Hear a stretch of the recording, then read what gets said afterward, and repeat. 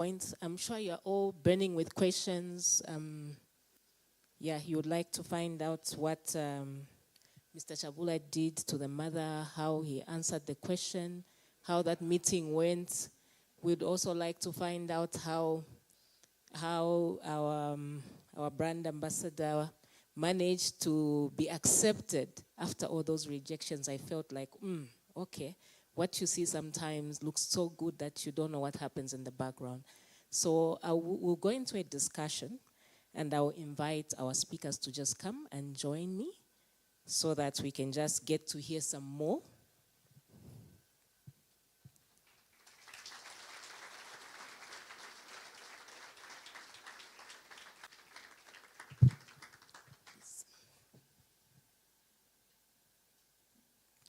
So, thank you.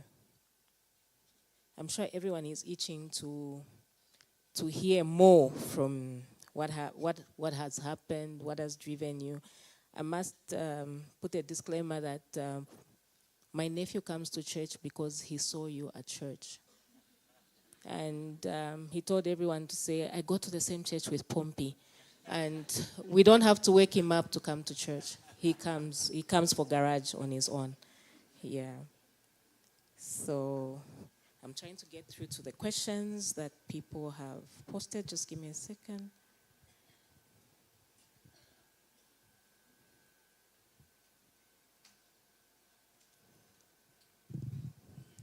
But one of the things that I wanted, just even as I get to the questions, I'll ask this to Mr. Chabula. What message do you have for that person that is already into business and they're doing what they can, but they're still asking themselves, is this from God? Or is it just my dream? What advice can you give to help that person understand that this is really what God wants them to do, and God is with them in them, so that they remain focused and be able to use the word of God to run their business? Okay. So primarily, there's always a misconception that a struggle is God saying no. It's not necessarily that. And I'm assuming that many a times, we have different businesses. We have businesses right across many industries. Probably our largest businesses are the mines. The truth of it is, many a times, some things are, some things you can consider accidental in your life, but also some things may be tracked through to your abilities.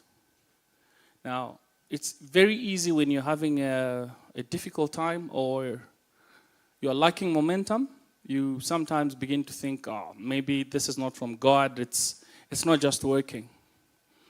I am always of the view that one of the things that you need to be able to do as a business is to assess the business properly, outside your own personal weaknesses and lenses. Many a times sometimes you're so intertwined with your business that your mood and your business are beginning to resemble each other. But I would love to probably tell you that the times when you can look away from the business and look into the business. Let me explain that. Are you able to openly and truthfully break your business down and be able to just say, what do we really do here? Sometimes a lot of people are very sentimental about business. It used to be my mother's cake manufacturing thing. This used to be my father's company. So if I close it, I'll let everybody down. If you take all the sentimentalities out of it, what is it? Those are the questions that I think I like to ask. We've had businesses that we realized very quickly, as soon as we established them, they are good business abroad, they're not for Zambia. Zizoplus was one of them. We realized we were losing money locally. Literally, we were losing money. But when it's operating in the Americas and in Europe, it operates just fine. So we knew the time for Zambia, for that particular business, wasn't here. So it's in your ability to assess a business truthfully rather than sentimentally. That sometimes allows you that. And my take is,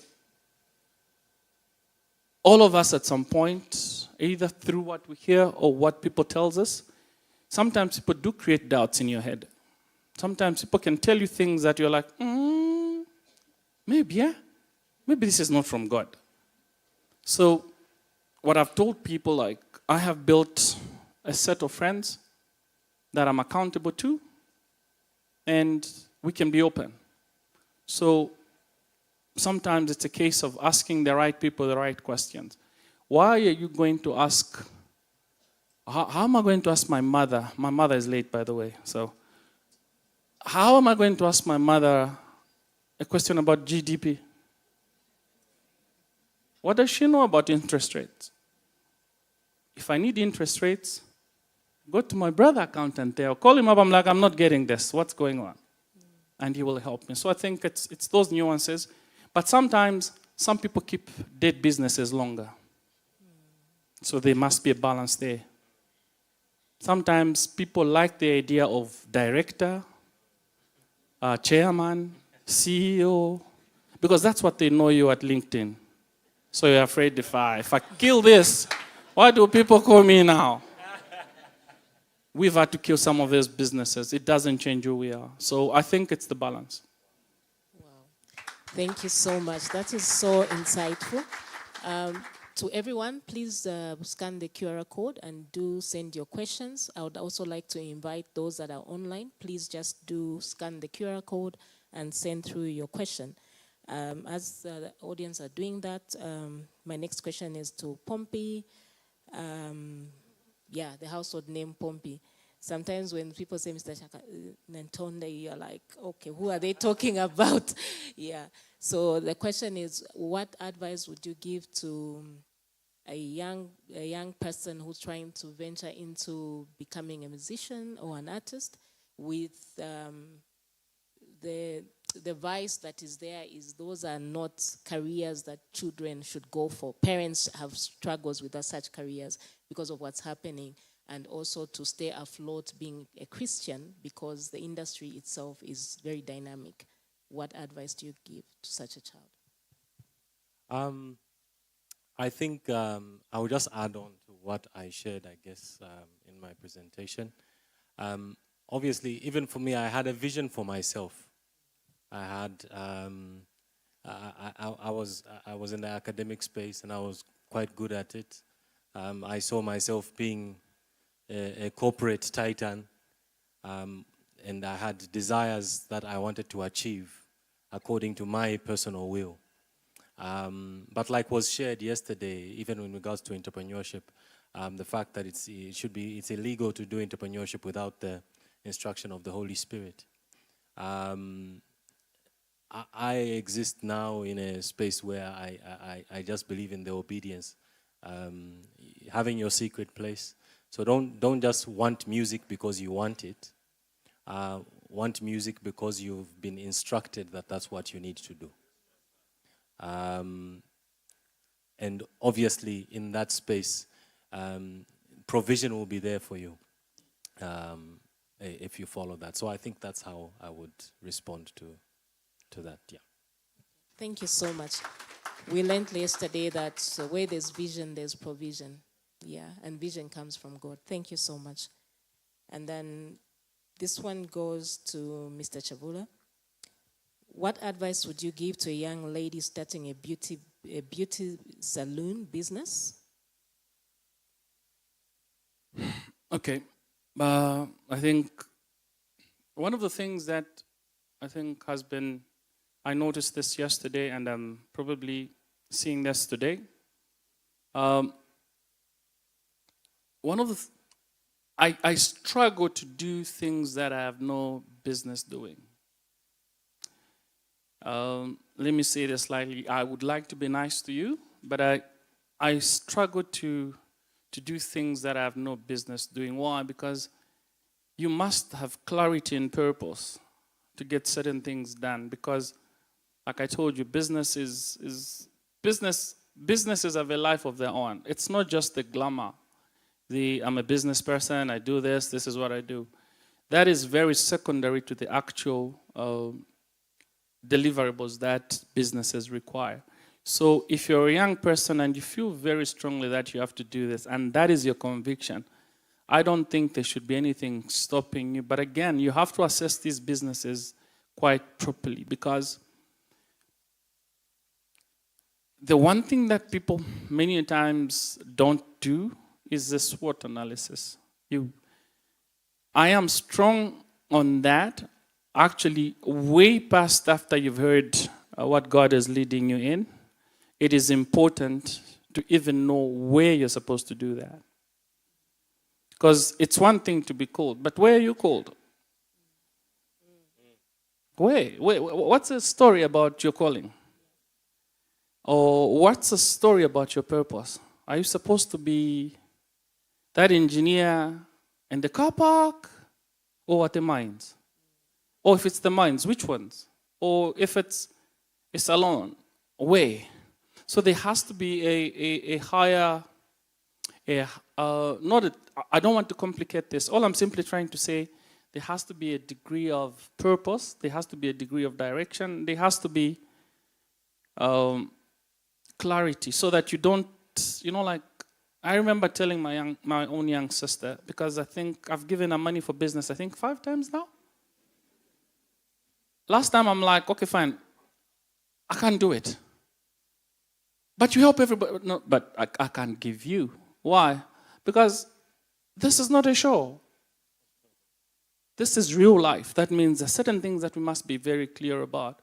And sometimes it stems even from our own families. We have to be very purposed.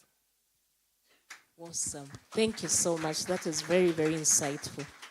That's very, very insightful. This is to both of you. The question is, what's the fine line between being assertive and being labeled as aggressive? And how do you navigate that?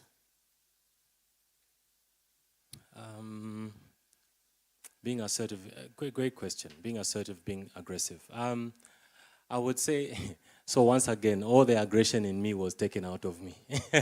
Like I said, I started off aggression. I was very, very aggressive as a businessman. There are even certain elements that I missed out. So obviously I said that I used to bring equipment, or I used to build PCs and bring in parts from China, Guangzhou. So just to show you the aggression, and I even had to my quotes, if you would say. And I remember one of them was that revenue is vanity, profit is sanity. Obviously, revenue being vanity, that you can put out your revenue and say, oh, we've made 5 million kwacha this year. But the thing is, what's your profit? What are you taking home? So I was very aggressive, but so much so I would do whatever it takes to make, a profit, and to market what I'm trying to do. So even when I brought the parts, I would bring them here. So obviously, when in building a PC, you have RAM, you have motherboards, you have hard drives, and the like, and you can fit them into what you call basically a chassis, or the motherboard, a tower. So when I brought this stuff in, what I left out was that in one tower, I used to fit in parts in the tower. So in one tower, let's say I'll put 13 hard drives. In another tower, I'll put RAM. In another tower, I'll put motherboards. So when I would fly to South Africa and declare 3 PCs, actually there are 10. And I would go to SA and then buy the towers and then fit in and build the PCs and sell for cheap. So that's where I'm coming from.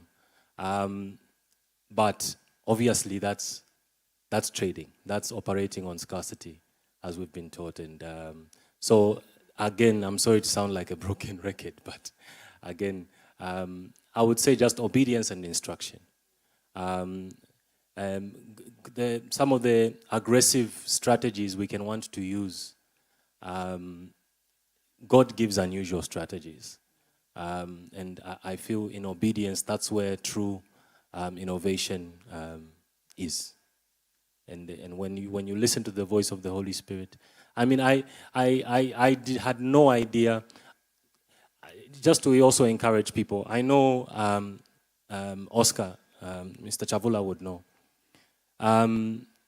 The life of an artist in Zambia is more, it's nicer on the gram than it is in reality. Yeah, and I can openly say that. It looks nicer on social media, but if you think about it, think about music. It's not a commodity that can be protected. I will release a song today, and my album will be sold to me on the roadside. You know, there's no copyright protection. Even if I find an investor, who can invest in such a porous investment? So being a musician is very tough. And just to encourage you, if God could sustain me in the music industry, He can sustain anybody. Really. Amen. Really. Thank you.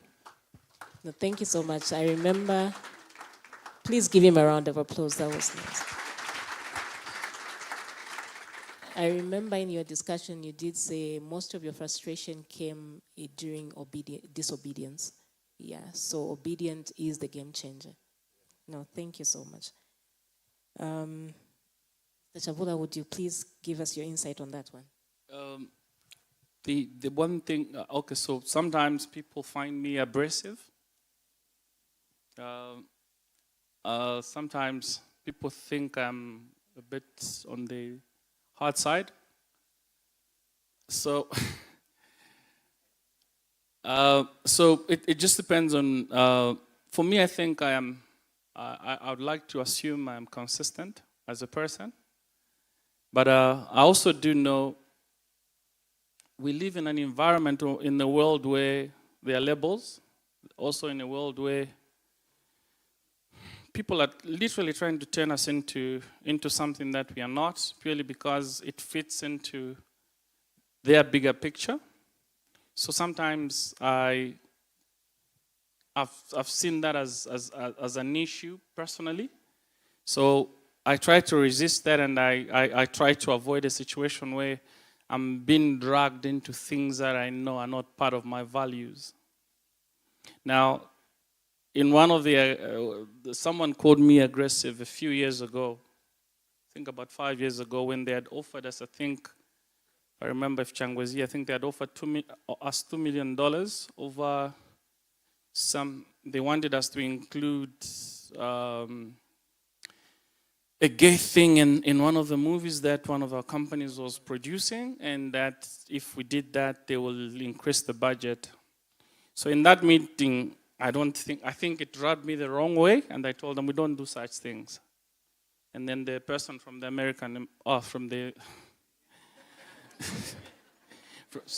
apologies, from the embassy just told us, you're too aggressive, you need to tone down. You need to first appreciate where we're coming from. Now, at that point, I didn't understand where the aggression was. But there's certain things that, even in my sleep, if you ask me, I'll give you that same answer. So I don't know how the world wants us to behave sometimes, because, I'd rather be very quick to tell you I can't do it, no, it's not going to work, than tell you I'll think about it.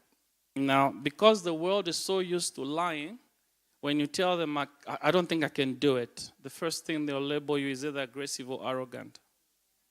So I have made peace with myself. On that front, I do not wish to waste your time. I'll just tell you I can't do it. But sometimes that could offend you, or sometimes that can offend the system that is not pliable.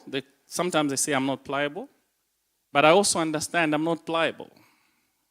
So I am also not taking offense. So in terms of aggression on how maybe sometimes the world deals with us, I just feel strongly that it's a case of standards. Some of the things that I agree with, others don't. Some of the things they agree with, I don't. So I try to keep it minimal. I try to keep it easy, but I will give you a straight answer.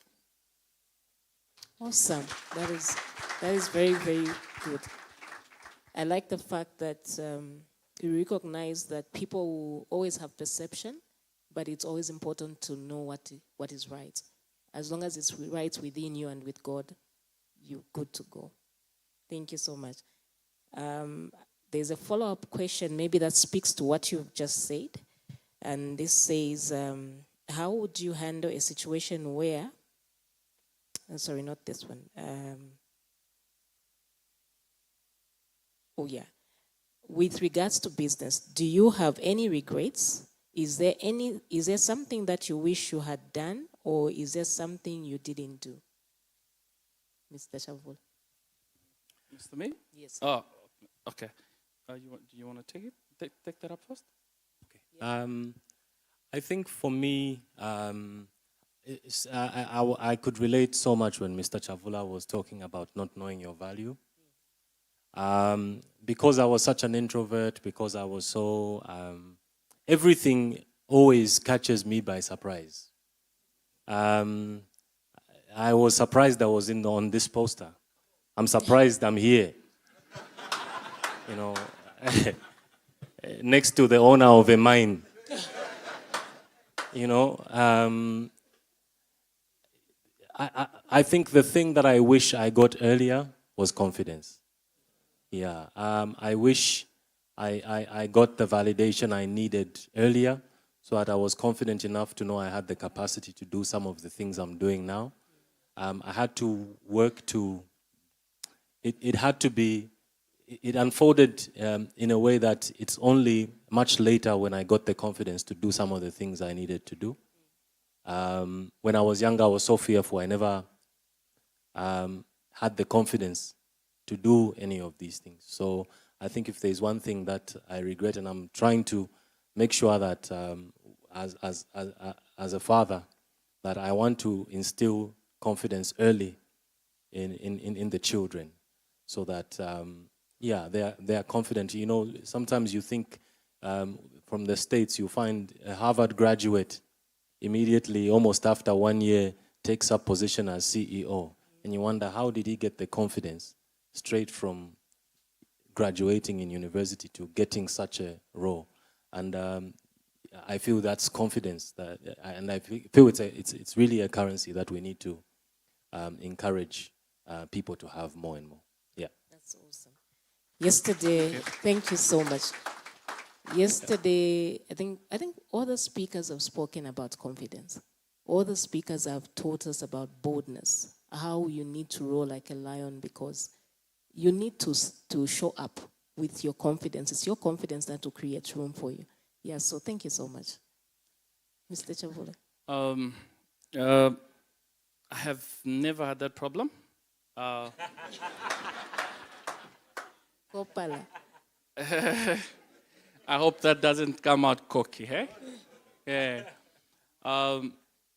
So I used to stand before the youth when I was only, I think, 16, 17, and I would do I'm a church boy. So the one thing that I learned very quickly in life was to stand both for myself and also to stand before people. So I think I built my confidence very, very early on in life. But I also, I didn't have a father. So I've seriously depended on God, eh? I don't know better. So my go-to almost instantly is my relationship with God privately. So it's been one of those things that if I struggled now, I'm able to even talk to myself very quickly and be able to set myself in, because I know, I'm not here by accident. I can speak myself into steadiness very, very quickly, purely because there's certain things that are basically, maybe it's because of being a church boy or having been brought up in a church. I know the corners of confidence. I know this is not my portion. You get the point. I can work it all in very quickly. And that steadies my heart, steadies my mind, and also focuses my ability. So in terms of confidence, I'm quite confident. Yeah, I can hold my own. Yeah. Awesome. So you see, if you want to own a mine, The status is you have to be confident, bold about it, and you will surely run yourself into a mine, like Mr. Chavula. Mr. Nintendo, someone is asking, aside from God and your faith in God, how do you navigate struggles in life?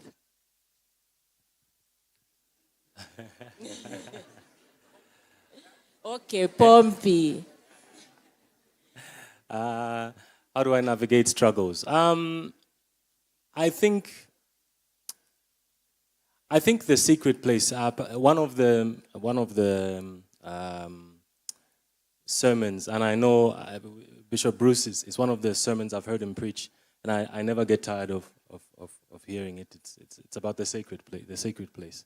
I think that place is the most.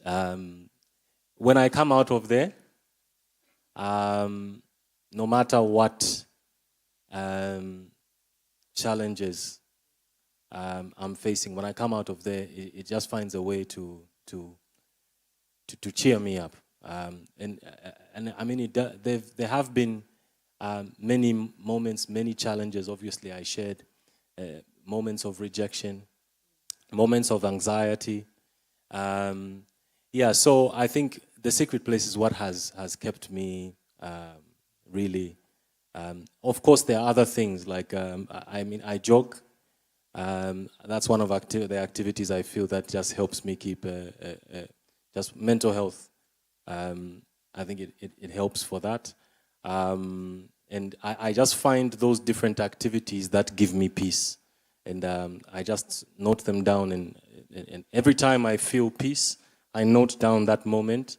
And those are the places that I go to. And I want to be in those environments when I'm feeling under pressure or I'm feeling anxious or distraught about something. Those are the places I go to. So, for example, for me, I mean, it may not be for everybody, but just being in nature. I'll just go, I'll say, I'm going to whatever, Lower Zambezi or... on your Facebook page. Yes, yeah. Those environments, just being in nature, for me, gives me so much peace. There are different things. So I think I just take account of those and just surround my schedule with those things, obviously with the sacred place in prayer as well. Yeah. Awesome. What can beat that idea? I mean, the presence of God. You need your own personal altar. We learned yesterday from, in fact, all the speakers talking about how we need to cultivate a relationship with God, and it starts from there. Vision will start from there. Ideas will be birthed from there. So thank you so much. Mr. Chavula, I have one. I'll combine this question because I've seen it coming up. People talk about it's not good to do business with family. It's not good to partner with family members. And they're asking, how do you navigate this? You're two family members, you've got the money, you've got the idea, you want to come together. What rules do you set in place so that you can thrive and have a business? It's usually a very difficult balance to navigate, but I think, like with all business partnerships, the one thing that I've actually noticed locally is people don't deal with expendable truths. You know, it's like one thing, we go to Pakra, 60%, 40%. Once you've opened the business, there are no rules. You've already shared the shares. You have a problem. What I've done over the years is before we even talk Pakra and anything else, everybody needs to know what their role is. So whether you're my brother, you're my nephew, you're my cousin, you're my aunt, and we've agreed that we're going to do business, I need to know what your role is. Because that's the only way you can be held accountable. Because if you haven't defined the role, but you've shared the shares, you have a problem. So my take is it's always important, even if it's a brother in the Lord, it's important that we have a quick sit down. We have a very clear understanding. What are you bringing to the table? I'm bringing this. Do you have the money? I don't have it. I'm waiting for this money to come. So when do you think it will come? or it will come at this time and that time. What if it doesn't come? No, I have faith. We understand we're Christians and we operate under faith. But when we begin to buy whatever we're going to buy, we'll need cash.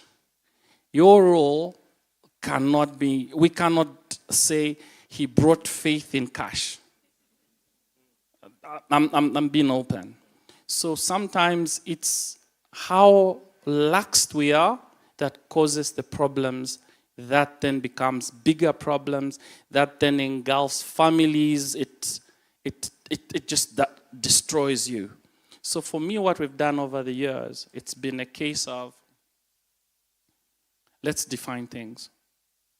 And the reason I've done this is because in the initial stages of even Hot FM, I quickly realized that the only person that was willing to put their money up was me. Everybody else had good English, big stories, fantastic ideas. But it's one thing to have fantastic ideas and completely something else. I mean, people did bring in some money at some point, but not as promised. So you can destroy relationships, friendships, purely because you didn't ask the right questions at the beginning. And it's not wrong to ask the question, do you have the money? No, if you don't have the money, we can't do this. And sometimes people have a tendency of throwing shares about. No, that's my aunt, I also want her here. You must understand, when you're flipping shares around there, you're flipping influence. That means those people you are inviting in there, you must have a plan for them. Because there's going to come a time when they need to vote. If they don't vote for you, you can't still take them off background. So have clarity in purpose, mind, and setup, so that when you roll things out, you are able to do things excellently. Because some of the problems that we find ourselves in as Christians, many times I have to mediate through these things. I'm like, how did you get here? But that's rather too late. Wow, thank you so much. Thank you so much. In the interest of time, we'll try as much as possible to get these questions to our two speakers, and we'll have them posted somewhere on our app so that you can get your answers and you can occupy. A round of applause for our speakers.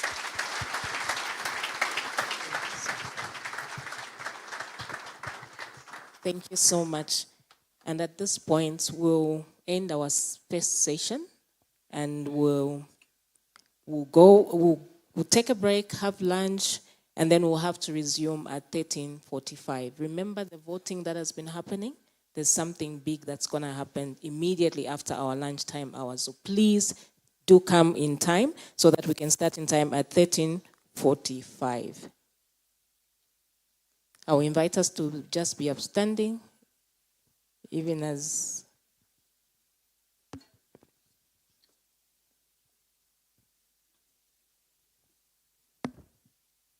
So at this point, I'll ask us to just be upstanding as we invite Bishop and our guests to leave, and then we'll follow through.